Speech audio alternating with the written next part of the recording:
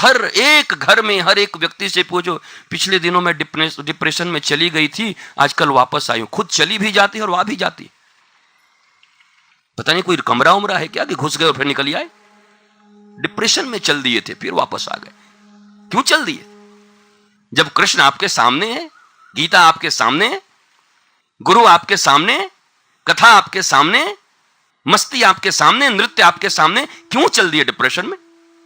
अपेक्षा, अधिकार, मेरा अधिकार मुझे नहीं मिला और मैंने ये काम किया, उसने मुझे वाह वाह नहीं कहा, इस घर में कुछ नहीं हो सकता।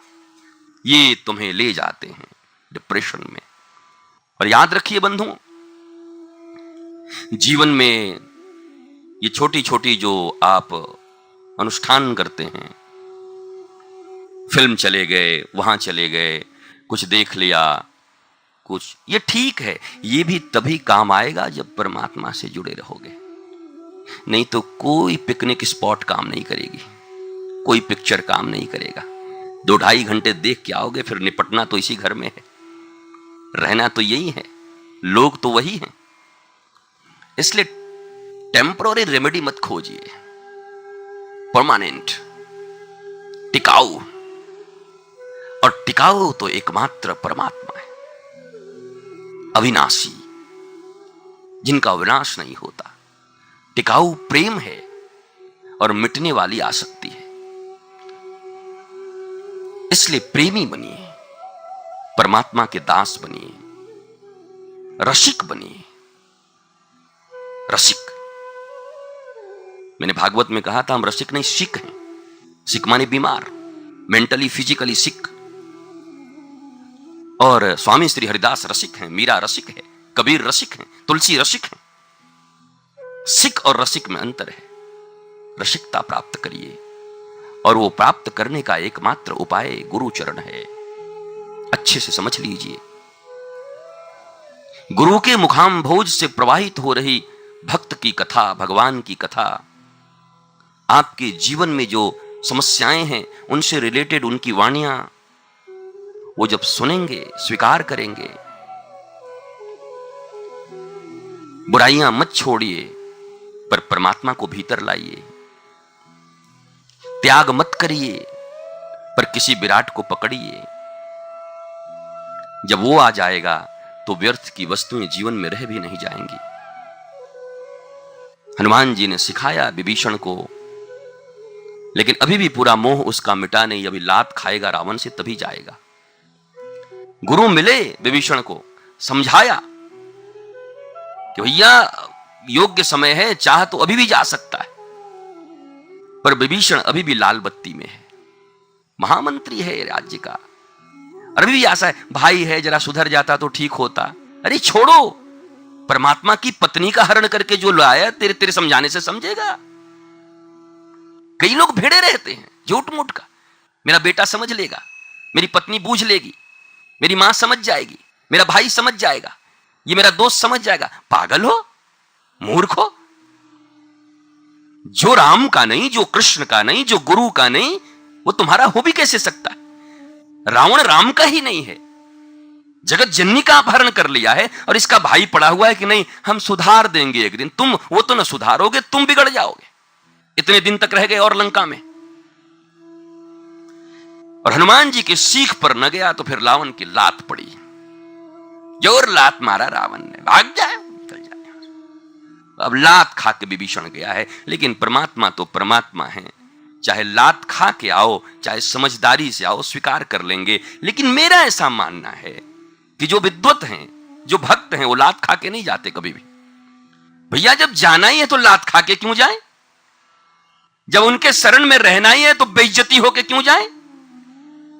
जब कोई चारा न रहे तब उनके पास क्यों जाए? जिसका कोई नहीं उसका तो खुदा है यारों। ये क्यों?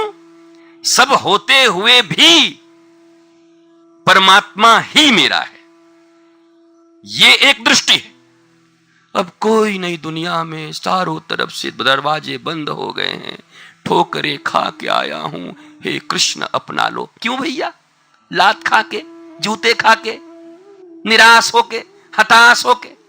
पहले जग गए होते, गुरु ने जगाया था, बताया था, इतिहास कहे थे, पुराण कहे थे, कथाएं कही थी कि ऐसे न जाओगे तो लात खा के जाना पड़ेगा।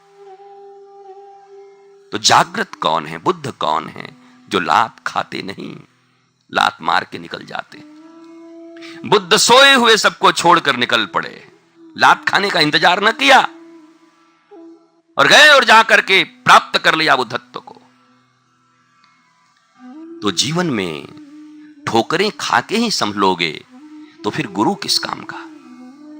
जीवन में रो रो के नाक धुन धुन के ही भगवान के पास जाओगे तो फिर गुरु ग्रहण का फायदा क्या। सब होते हुए, मस्ती करते हुए, परिवार में रहते हुए और उसके बाद भगवान ही मेरे हैं, कृष्ण ही मेरे हैं, यह दृढ़ विश्वास जिसका जीवन में हो गया वो परिवार में भी सुखी रहेगा, घर में भी सुखी रहेगा, घर में भी आनंद की वर्षा उसके ऊपर होगी।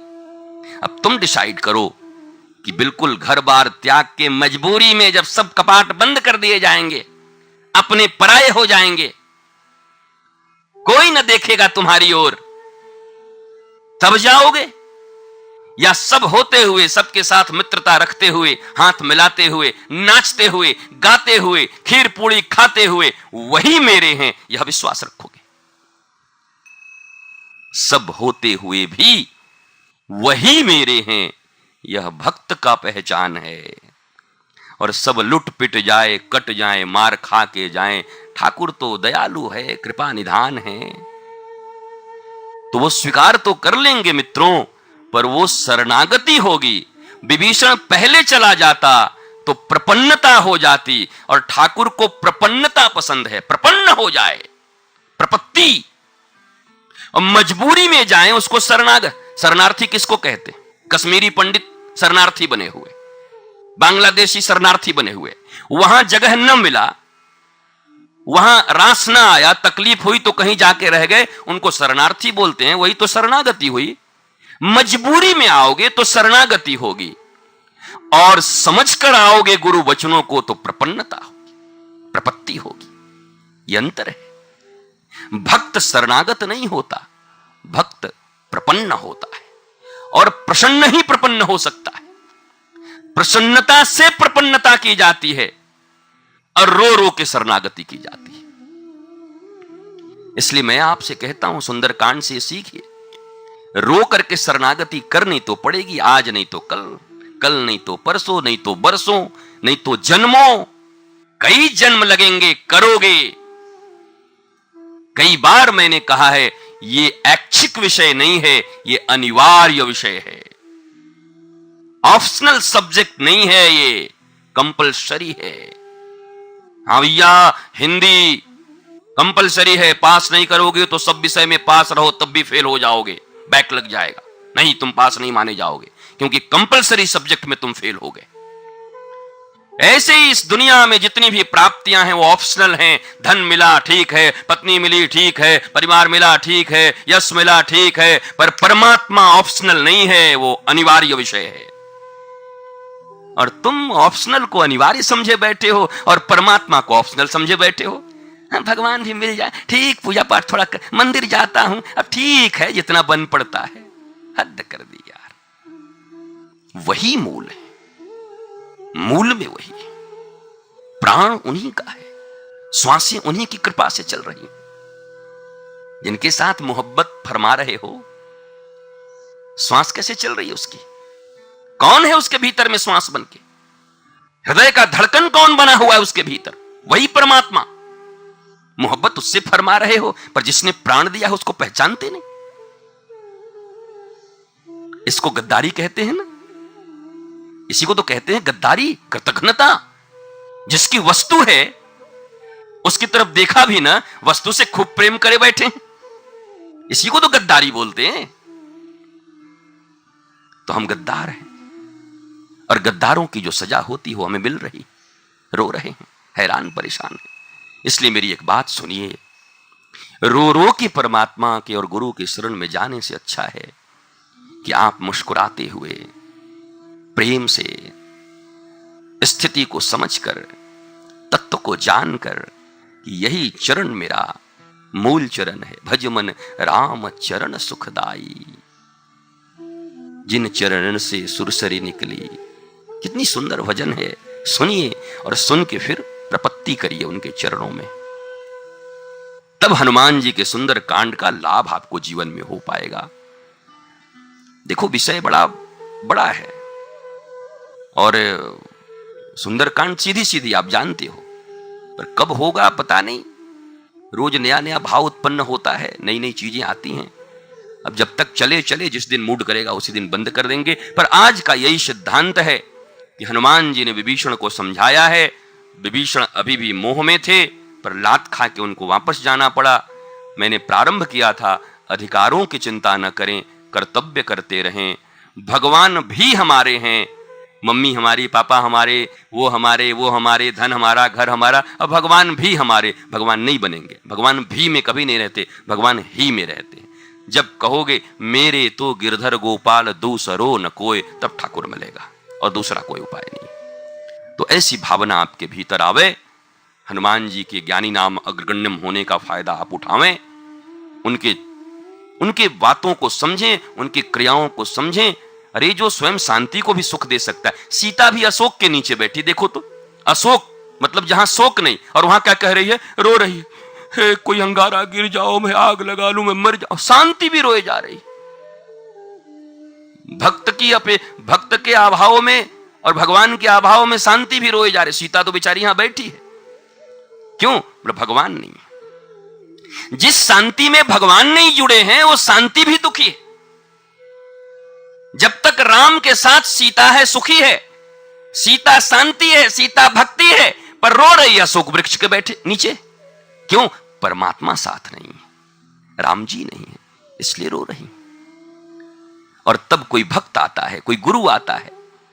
यहां तो पुत्र रूप में तो हैं हनुमान जी, यहां सीता के लिए भी गुरु रूप बन गए हनुमान जी। ऊपर से बैठ के राम कथा सुना रहे, और जैसे ही राम कथा सुनाया दुख भाग गया। लिखा है गोस्वामी ने, राम कथा सुनाई और दुख भागा। मानो हनुमान जी कह रहे हैं, जब सीता मैया के दुख भी राम कथा से जाएगी तो तुम किस खेत की बोली हो? बिना राम कथा, बिना कृष्ण कथा के तुम्हारे दुख कैसे जाएंगे, कैसे मिटेंगे? तो यह भी एक दर्शन है। इस दर्शन पर फिर कल विचार करेंगे।